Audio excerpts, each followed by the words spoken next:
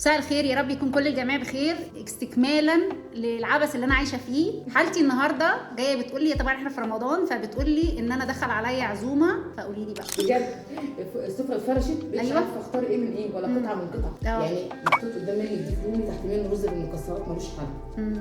مأساة طبعا. ممبار سمبوسك محشيه نوعين، جبن وبلحمه.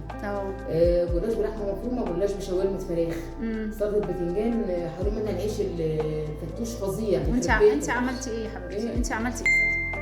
كل حاجه قطعه بعد ما خدت الريجي ماكس دوت على الفطور. ايوه، احنا مديناها حاجه للطوارئ يعني. عارف هي طبعا مش عايزه حاجه للطوارئ، دي مش عايزه كبسوله، دي عايزه ديناميتا. ده اقل واجب الصراحه، دي رقم واحد. كان في حمام، نسيت اقول لك في حمام. لا يا اوعي تنسي. هو دي يوميات دكتورتي، دكتوره بائسه.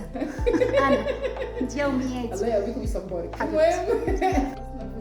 طبعا انا بقى الصراحه جيت على الساعه 8 دي ما تمعنتش من الاكل، وانا اكلت من كل حاجه. ما لحقتش استطعم ورق. هي دي بقى اللي انا صورت عشانها الفيديو.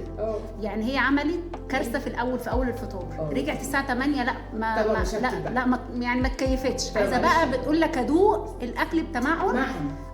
محشي ورق عنب عدى عليا ما حسيتش بيه. بصوا ما حسيتش بيه. قلت لها هاتي لي بقى مع كام كرومبيه ومع كام حاجات، كلت وخدت باشات على الساعه 8. انت متابعه نحافه ولا سنه؟ المفروض نحاف. الحلو بقى في الموضوع ان هي جايه ثابته. الله شفتي احجاز. طب بقى مش انا بقول لك انت باركه فيكي؟ انا طبعا انت باركه فيكي.